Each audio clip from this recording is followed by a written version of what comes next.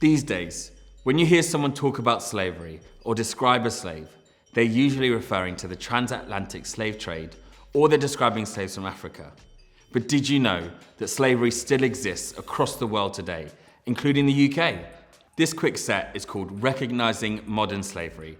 We're going to take a look at what slavery means today and how you can spot the signs and help put an end to it. I'm your host, Bud. Let's get into it.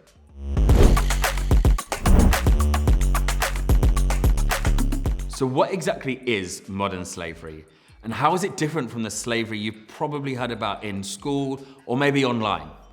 Well, modern slavery is defined as the illegal exploitation of people for personal or commercial gain. This essentially means that someone is considered a modern slave if they've been forced to work for someone else who benefits from their forced labor.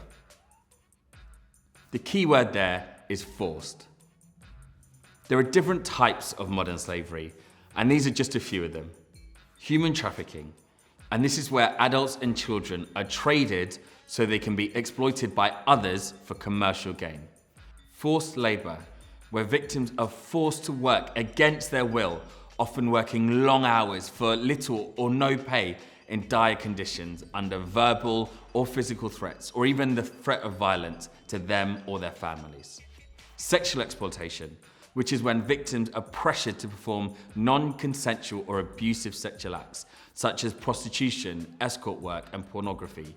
Women and children make up the majority of victims, but men can also be affected. And criminal exploitation. Now, this is when victims are forced into crimes such as cannabis cultivation or pickpocketing against their will. County lines also falls under exploitation. In almost all of these situations, people are tricked or threatened into work, and they may feel unable to leave or even report the crime because they've been intimidated or they fear potential consequences. So who are the victims of this? The answer is anyone. Anyone can be a victim of modern slavery.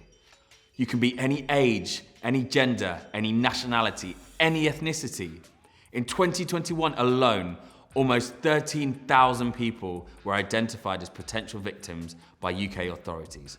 That was 20% higher than the previous year, and the highest since records even began. In some cases, victims don't even recognize that they're modern-day slaves until someone else notices the signs and reports it to the police, who can then help people understand and get further help. To find out more of some of the recent public cases of modern slavery by corporations and organised gangs, as well as what's being done to combat this issue, I spoke with an expert. So my name is Mikey. I'm a part of an organisation, a charity called A21, which is a global anti-human trafficking organisation.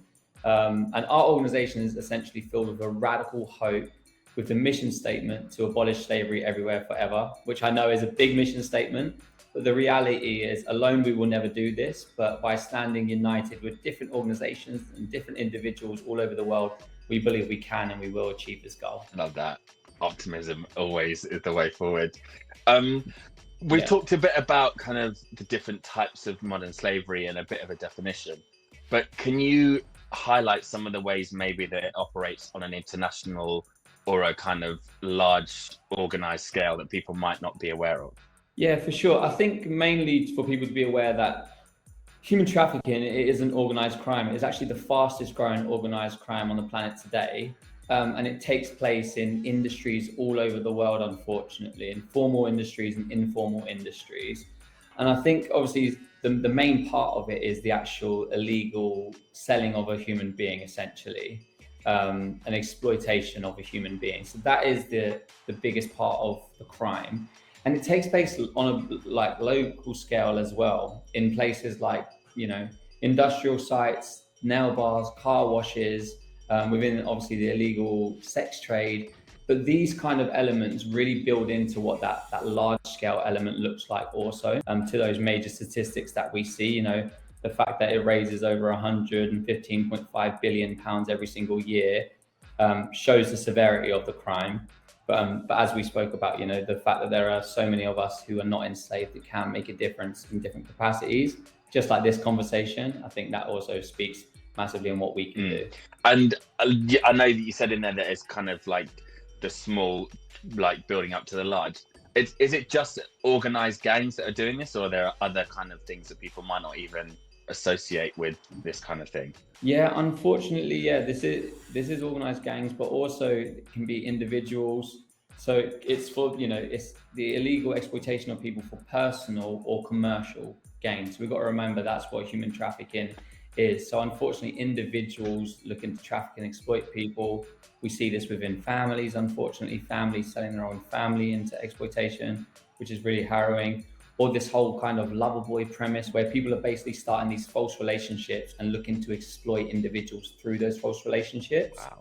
So that happens twofold. It happens in that larger organized crime element, but it also happens in that individual element as well, unfortunately. Wow. And then I think for us in the UK, it's important to mention homelessness as well, because homelessness is actually proving that many homeless people are being recruited into human trafficking unknowingly. So when we're hearing cases of human trafficking, these are people who are already vulnerable on the streets and then being recruited into human trafficking. Wow. So there are several, we can go from that large scale, which we just spoke about, into that kind of really local scale as well. And then I think as well, maybe to mention online exploitation.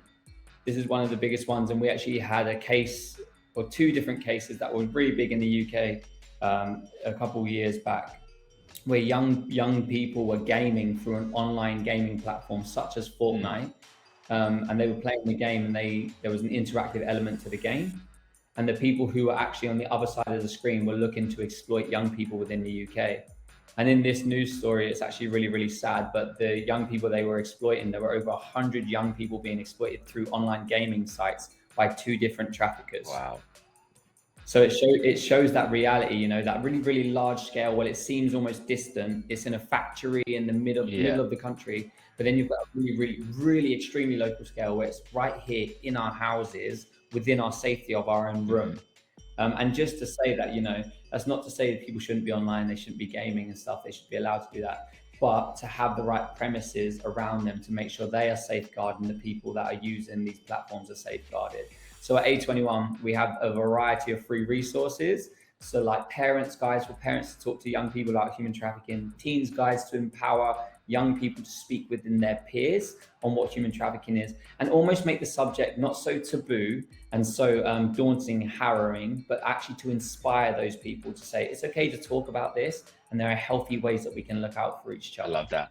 And I think it's really important that you mention, I think often there are, this is a wider conversation about the stereotypes that people think, oh, it's these people that get trafficked, or it's these people that are victims of this from certain like third world or less developed countries being brought over here. Yeah. But as you say, it happens to people in the UK, it happens to kids, adults. It's not people from certain types of places that get trafficked over and do certain things, which I think is a big thing that needs to be. It's so good that you're aware of that also, because you're so right, that misconception that it only happens to people in third world countries and with failing infrastructure. But the reality is the top nationalities trafficking victims within the UK are Albanian, Vietnamese, and UK nationals. What is being done? And I guess, can we end on a positive note of there are things out there that are helping? Yeah, absolutely. And I love what you're talking about, like that, with that positive perspective, because it's so important. And as an organization, as I mentioned earlier, we are filled by this radical hope that no one can do everything, but everyone can do something. Okay, which really enables us and hopefully inspires the people listening that they can play their part, no matter how big or small, to help end this crime of human trafficking. So as an organization, we work in a 3-tiered approach: reach, rescue, and restore. But the premise of it is to give them true freedom and true independence. So it's the difference from exploitation into true freedom.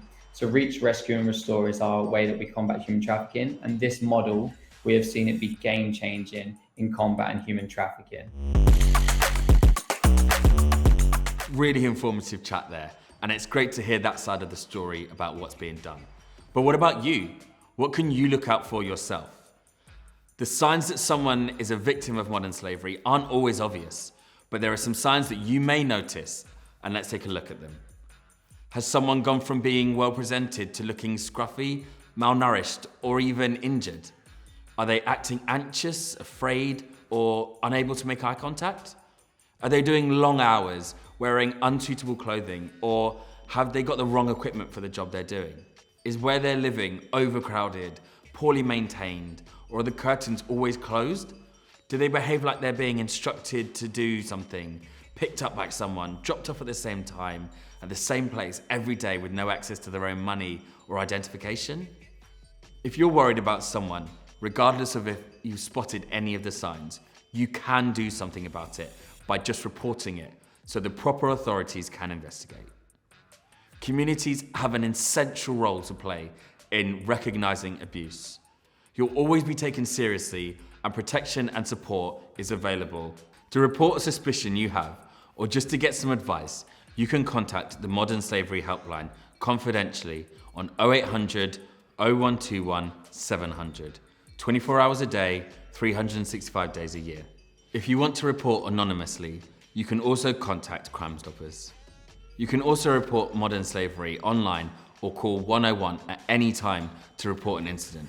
And remember, always call 999 if there's ever an immediate threat to life.